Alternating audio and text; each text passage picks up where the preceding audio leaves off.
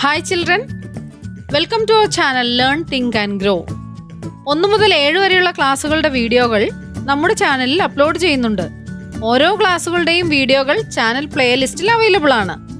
ഓരോ ക്ലാസ്സുകളുടെയും പ്ലേലിസ്റ്റ് ലിങ്കുകൾ വീഡിയോയുടെ താഴെ ഡിസ്ക്രിപ്ഷൻ ബോക്സിൽ നൽകിയിട്ടുണ്ട്. ഡിസ്ക്രിപ്ഷൻ ബോക്സിൽ ചാനലിൻ്റെ ഇമെയിൽ ഐഡിയും വാട്സാപ്പ് നമ്പറും കൊടുത്തിട്ടുണ്ട്. ഏതെങ്കിലും ക്ലാസ്സുകൾ ലഭിക്കുന്നില്ല എങ്കിൽ വാട്സാപ്പിൽ കോൺടാക്ട് ചെയ്യാവുന്നതാണ്. ഇനി നമുക്ക് വീഡിയോയിലേക്ക് പോകാം.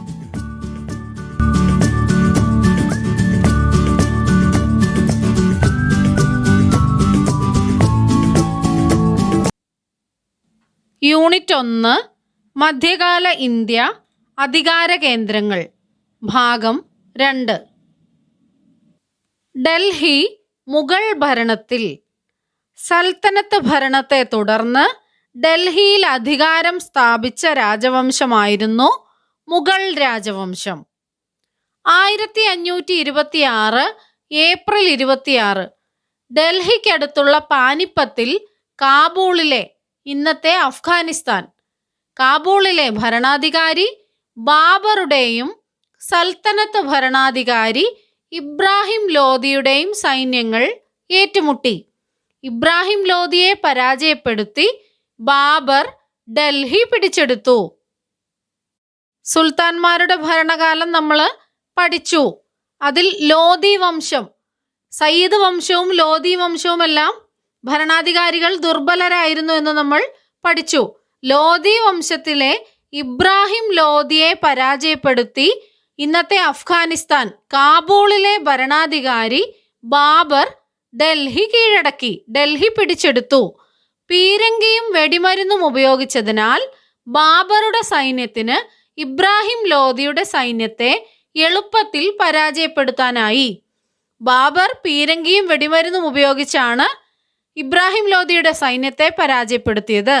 സൽത്തനത്ത് ഭരണം അവസാനിപ്പിച്ച് ഡൽഹി കേന്ദ്രമായി ബാബർ തുടക്കം കുറിച്ച ഭരണം മുഗൾ ഭരണമെന്ന് അറിയപ്പെടുന്നു.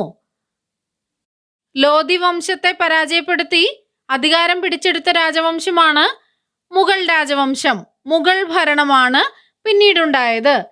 പുതിയ രാജവംശത്തിന് തുടക്കം കുറിച്ചത് ആരാണ്? ബാബറാണ്. കാബൂളിലെ ഭരണാധികാരി ബാബർ. ഇബ്രാഹിം ലോധിയും ബാബറും തമ്മിലുള്ള യുദ്ധം എവിടെയാണ് നടന്നത്? ഡൽഹിക്കടുത്തുള്ള പാനിപ്പത്തിൽ 1526 ഏപ്രിൽ 26. ചിത്രം നോക്കൂ. ചെങ്കോട്ട. ഡൽഹി കേന്ദ്രമാക്കി ഭരണം നടത്തിയ മുഗൾ ഭരണാധികാരിയായിരുന്ന ഷാജഹാൻ നിർമ്മിച്ചതാണ് ചെങ്കോട്ട. സൽത്തനത്ത് ഭരണം ക്ഷയിച്ചതിന് ശേഷം മുഗളന്മാരാണ് ഡൽഹിയിൽ ആധിപത്യം സ്ഥാപിച്ചത്. പ്രധാന മുഗൾ ഭരണാധികാരികൾ ആരെല്ലാമാണെന്ന് നമുക്ക് നോക്കാം. തന്നിരിക്കുന്ന ഫ്ലോ ചാർട്ട് നോക്കൂ. മുഗൾ ഭരണത്തിന് തുടക്കം കുറിച്ചത് ആരാണ്? ബാബറാണ്. ബാബറിനു ശേഷം ഹുമയൂൺ, ഹുമയൂണിന് ശേഷമാണ് അക്ബർ, അക്ബറിന് ശേഷം ജഹാംഗീർ, ജഹാംഗീറിന് ശേഷം ഷാജഹാൻ, ഷാജഹാന് ശേഷം ഔറംഗസേബ്. ബാബർ തുടക്കം കുറിച്ച മുഗൾ ഭരണം പിൽക്കാലത്ത് കൂടുതൽ പ്രദേശങ്ങളിലേക്ക് വ്യാപിച്ചു. മുഗൾ സാമ്രാജ്യം വിസ്തൃതമാക്കുന്നതിൽ അക്ബർ പ്രധാന പങ്ക് വഹിച്ചു. അദ്ദേഹം വലിയൊരു സൈന്യത്തെ രൂപീകരിച്ചു. ഇതിനുവേണ്ടി വ്യത്യസ്തമായ ഒരു രീതി സ്വീകരിച്ചു. മാൻസബ്ദാരി സമ്പ്രദായം എന്നാണ് ഇതറിയപ്പെടുന്നത്. ഈ സമ്പ്രദായത്തിൽ ഓരോ ഉദ്യോഗസ്ഥനും തങ്ങളുടെ കീഴിൽ ഒരു നിശ്ചിത എണ്ണം സൈനികരെ നിലനിർത്താൻ ബാധ്യസ്ഥനായിരുന്നു. രാജാ മാൻസിംഗ്, രാജാ തോഡർമാൾ, ബീർബൽ, രാജാ ജയ്സിംഗ് തുടങ്ങിയവർ മുഗൾ ഭരണത്തിൽ പ്രധാന പദവികൾ വഹിച്ച രജപുത്രരായിരുന്നു. മുഗൾ സാമ്രാജ്യം വിസ്തൃതമാക്കുന്നതിൽ പ്രധാന പങ്ക് വഹിച്ചത് ആരാണ്? അക്ബറാണ്. അദ്ദേഹം അതിനായി ഒരു സൈന്യത്തെ രൂപീകരിച്ചു. വ്യത്യസ്തമായ ഒരു രീതിയാണ് സ്വീകരിച്ചത്. എന്താണ് അതിന്റെ പേര്? മൻസബ്ദാരി സമ്പ്രദായം എന്നാണ് അറിയപ്പെടുന്നത്. ഈ സമ്പ്രദായത്തിൽ ഓരോ ഉദ്യോഗസ്ഥനും തങ്ങളുടെ കീഴിൽ ഒരു നിശ്ചിത എണ്ണം സൈനികരെ നിലനിർത്താൻ ബാധ്യസ്ഥരായിരുന്നു. ഷേർഷാ സൂരി CE 1540 മുതൽ CE 1545 വരെ ഉള്ള കാലത്ത് ഡൽഹി കേന്ദ്രമായി ഭരിച്ചത് സൂർ വംശത്തിലെ ഷേർഷാ സൂരി ആയിരുന്നു. മുഗൾ ഭരണാധികാരി ഹുമയൂണിനെ പരാജയപ്പെടുത്തിയാണ് അദ്ദേഹം അധികാരത്തിലെത്തിയത്. ഷേർഷയുടെ പിൻഗാമികൾ ദുർബലരായിരുന്നു. ഈ അവസരം ഉപയോഗിച്ച് CE 1555 ഹുമയൂൺ ഡൽഹിയുടെ അധികാരം തിരിച്ചുപിടിച്ചു. 1540 മുതൽ 1545 വരെയുള്ള കാലത്താണ് ഷേർഷാ സൂരി ഭരിച്ചത്. ഷേർഷയുടെ പിൻഗാമികൾ ദുർബലരായിരുന്നു. ആ അവസരം ഉപയോഗിച്ച് 1555 ഹുമയൂൺ ഡൽഹി വീണ്ടും തിരിച്ചുപിടിച്ചത്.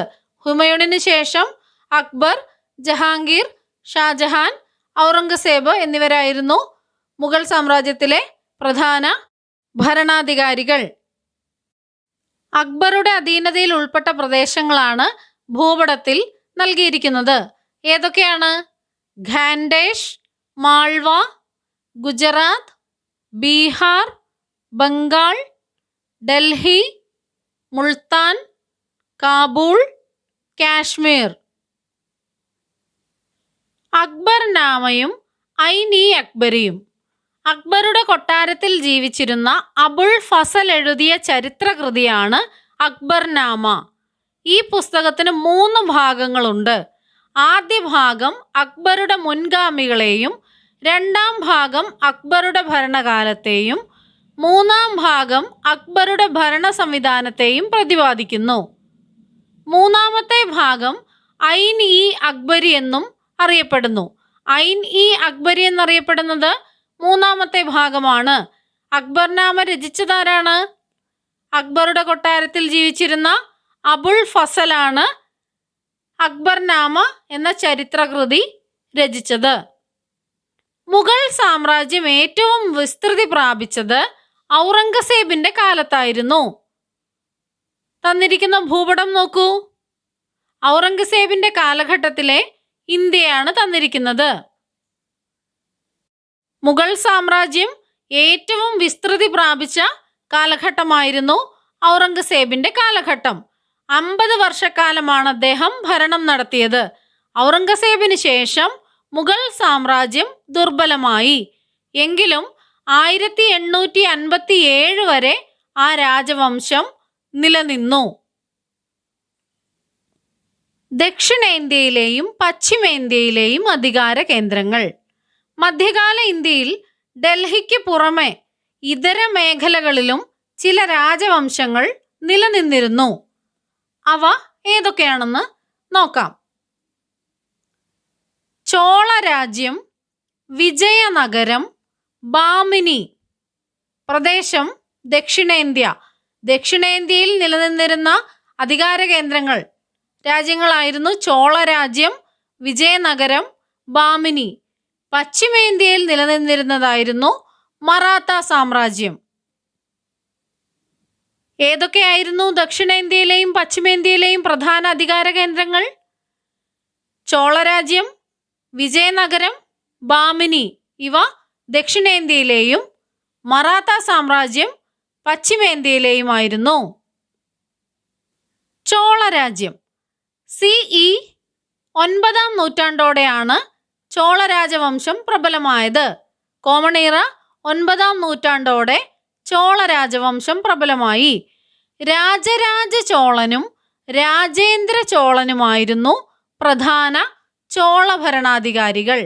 ആരൊക്കെയായിരുന്നു പ്രധാന ചോള ഭരണാധികാരികൾ? രാജരാജ ചോളനും രാജേന്ദ്ര ചോളനുമായിരുന്നു. ശക്തമായ നാവികസേന ചോളന്മാർക്കുണ്ടായിരുന്നു.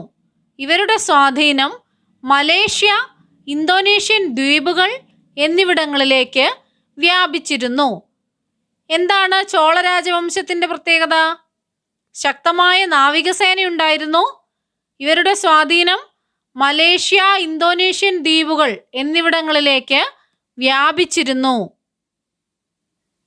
രാജേന്ദ്ര ചോളന്റെ കാലഘട്ടത്തിൽ തന്റെ സാമ്രാജ്യം അദ്ദേഹം ഗംഗാതടം വരെ വ്യാപിപ്പിച്ചു. അതുകൊണ്ട് അദ്ദേഹത്തിന് ഗംഗൈക്കൊണ്ട ചോളൻ എന്നും പേര് വന്നു. ചോള രാജവംശം ഇന്ത്യക്കു പുറമെ മലേഷ്യ, ഇന്തോനേഷ്യൻ ദ്വീപുകൾ, ശ്രീലങ്ക എന്നീ അയൽ രാജ്യങ്ങളിലും ആധിപത്യം സ്ഥാപിച്ചു. ഭൂപടം നോക്കൂ. നീല നിറത്തിൽ കാണുന്നതെല്ലാം ചോള രാജവംശം സ്വാധീനം ചെലുത്തിയ പ്രദേശങ്ങളാണ്. ശ്രീലങ്ക, മലേഷ്യ, ഇന്തോനേഷ്യൻ ദ്വീപുകൾ. വിജയനഗരം.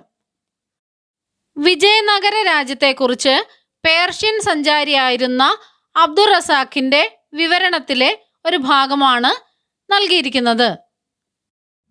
ഈ രാജാവിന്റെ ഭരണത്തിനു കീഴിൽ കോഴിക്കോടിനെ പോലെയുള്ള 300 തുറമുഖങ്ങൾ ഉണ്ട്.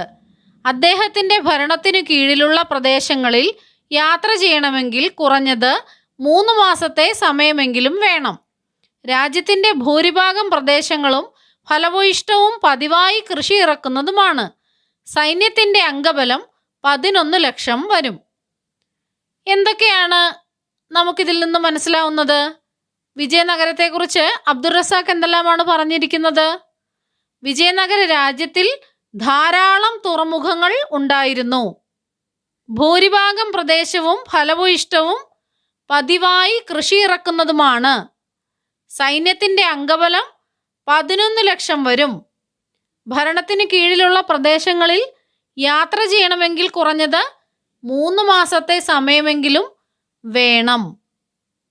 ഏത് രാജ്യത്തെക്കുറിച്ചാണ് പറഞ്ഞിരിക്കുന്നത്? വിജയനഗര രാജ്യത്തെക്കുറിച്ചാണ് പറഞ്ഞിരിക്കുന്നത്. CE 14-ാം നൂറ്റാണ്ടിൽ നിലവിൽ വന്ന വിജയനഗര രാജ്യത്തിന്റെ സ്ഥാപകർ ഹരിഹരൻ, ബുക്കൻ എന്നിവരായിരുന്നു. ആരാണ് വിജയനഗരം സ്ഥാപിച്ചത്? ഹരിഹരനും ബുക്കനും. കൃഷ്ണദേവരായരായിരുന്നു വിജയനഗര രാജ്യത്തിലെ പ്രധാന ഭരണാധികാരി. വിജയനഗര രാജ്യത്തിലെ പ്രധാന ഭരണാധികാരിയായിരുന്നു കൃഷ്ണദേവരായർ. വിജയനഗരം സ്ഥാപിച്ചതാരായിരുന്നു? ഹരിഹരൻ, ബുക്കൻ എന്നിവരാണ് വിജയനഗര സാമ്രാജ്യത്തിന്റെ സ്ഥാപകർ. ഇന്നത്തെ കർണാടകയിലുള്ള ഹംപി ആയിരുന്നു വിജയനഗര രാജ്യത്തിന്റെ തലസ്ഥാനം. വിജയനഗര സാമ്രാജ്യത്തിലെ പ്രഗത്ഭനായ ഭരണാധികാരി കൃഷ്ണദേവരായർ ആയിരുന്നു. ബാമിനി രാജ്യം.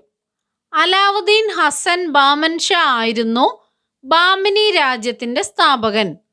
കൃഷ്ണ, തുംഗഭദ്ര എന്നീ നദികൾക്കിടയിൽ കിടക്കുന്ന റൈച്ചൂർ പ്രദേശം ഫലഭൂയിഷ്ടമായിരുന്നു. ദക്ഷിണേന്ത്യയിലെ നെല്ലറ എന്നാണ് ഇതറിയപ്പെടുന്നത്.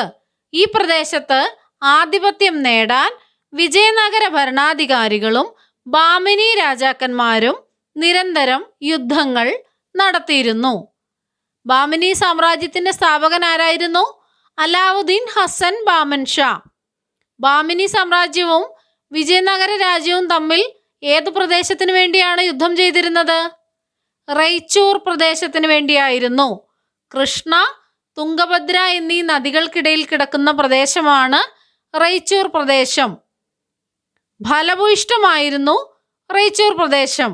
ദക്ഷിണേന്ത്യയിലെ നെല്ലറ എന്നാണ് റൈച്ചൂർ പ്രദേശം അറിയപ്പെടുന്നത്.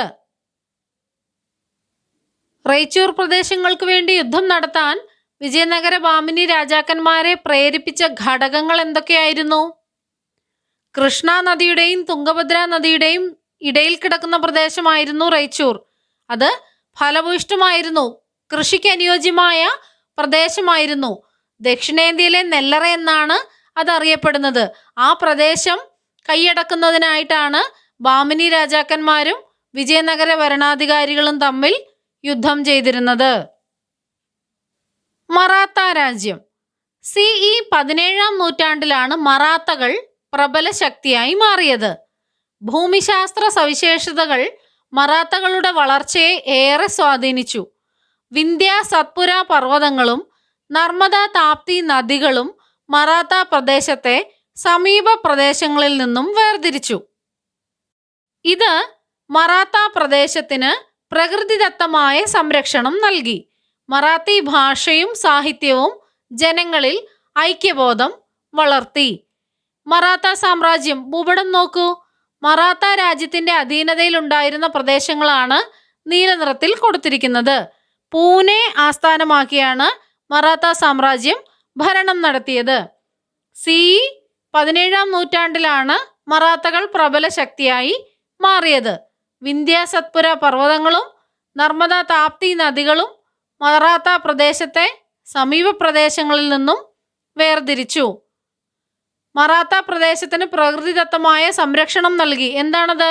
വിന്ധ്യ സത്പുര പർവ്വതങ്ങളും നർമ്മദ താപ്തി നദികളുമായിരുന്നു. മറാത്തി ഭാഷയും സാഹിത്യവും ജനങ്ങളിൽ ഐക്യബോധവും വളർത്തി.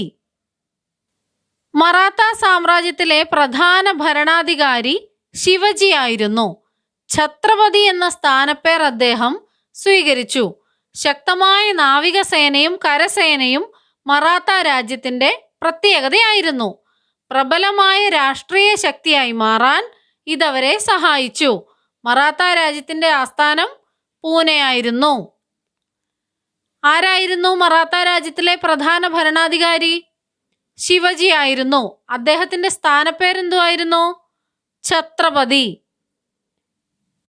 മറാത്ത സാമ്രാജ്യത്തെ പ്രബലമായ രാഷ്ട്രീയ ശക്തിയായി മാറാൻ സഹായിച്ചത് എന്താണ്? ശക്തമായ നാവികസേനയും കരസേനയും. ഡൽഹിക്ക് പുറമെ മധ്യകാല ഇന്ത്യയുടെ വിവിധ ഭാഗങ്ങളിൽ നിലനിന്നിരുന്ന അധികാര കേന്ദ്രങ്ങളായിരുന്നു ഇവയെല്ലാം. ഏതൊക്കെയാണ് നമ്മൾ പഠിച്ചത്? ചോള സാമ്രാജ്യം, വിജയനഗരം, ബാമിനി, മറാത്ത സാമ്രാജ്യം. ഈ പാഠത്തിൽ നമ്മൾ എന്തെല്ലാം കാര്യങ്ങളാണ് പഠിച്ചത്? ഡൽഹിയെ അധികാര കേന്ദ്രമായി തിരഞ്ഞെടുക്കാൻ ഭരണാധികാരികളെ പ്രേരിപ്പിച്ചത് അതിൻ്റെ ഭൂമിശാസ്ത്രമായ പ്രത്യേകതകളാണ്. തൊമര രാജാക്കന്മാരുടെ കാലത്താണ് ഡൽഹി ആദ്യമായി അധികാര കേന്ദ്രമായത്. ഡൽഹി ആസ്ഥാനമായാണ് സൽത്തനത്ത് ഭരണം സ്ഥാപിക്കപ്പെട്ടത്. അലാവുദ്ദീൻ ഖിൽജിയുടെയും മുഹമ്മദ് ബിൻ തുഗ്ലക്കിന്റെയും ഭരണകാലത്ത് സൽത്തനത്ത് ഭരണം കൂടുതൽ പ്രദേശങ്ങളിലേക്ക് വ്യാപിച്ചു. 1526 പാനിപ്പത്ത് യുദ്ധത്തിൽ ഇബ്രാഹിം ലോധിയെ പരാജയപ്പെടുത്തിയ ബാബർ മുഗൾ ഭരണത്തിന് തുടക്കം കുറിച്ചു. മുഗൾ സാമ്രാജ്യം വിസ്തൃതമാക്കുന്നതിൽ അക്ബറും ഔറംഗസേബും പ്രധാന പങ്കുവഹിച്ചു. മധ്യകാലഘട്ടത്തിൽ പശ്ചിമേന്ത്യയിലും ദക്ഷിണേന്ത്യയിലും വ്യത്യസ്ത അധികാര കേന്ദ്രങ്ങൾ നിലനിന്നിരുന്നു. മധ്യകാല ഇന്ത്യയിൽ ഡൽഹിയിൽ നിലനിന്നിരുന്ന രാജവംശങ്ങളാണ് തൊമര, ചൗഹാൻ, സൽത്തനത്ത്, മുഗൾ രാജവംശം. ദക്ഷിണേന്ത്യയിലും പശ്ചിമേന്ത്യയിലുമായി നിലനിന്നിരുന്നതാണ് ചോളന്മാർ, വിജയനഗരം, ബാമിനി, മറാഠകൾ. മറ്റൊരു വീഡിയോയുമായി വീണ്ടും കാണാം. വീഡിയോകൾ നിങ്ങൾക്ക് ഇഷ്ടമാവുന്നുവെങ്കിൽ ലൈക്ക് ചെയ്യുക. ചാനൽ ഇതുവരെ സബ്സ്ക്രൈബ് ചെയ്തില്ല എങ്കിൽ ചാനൽ സബ്സ്ക്രൈബ് ചെയ്യുക. നിങ്ങളുടെ കൂട്ടുകാരിലേക്കും കൂടി ഷെയർ ചെയ്യുക. താങ്ക്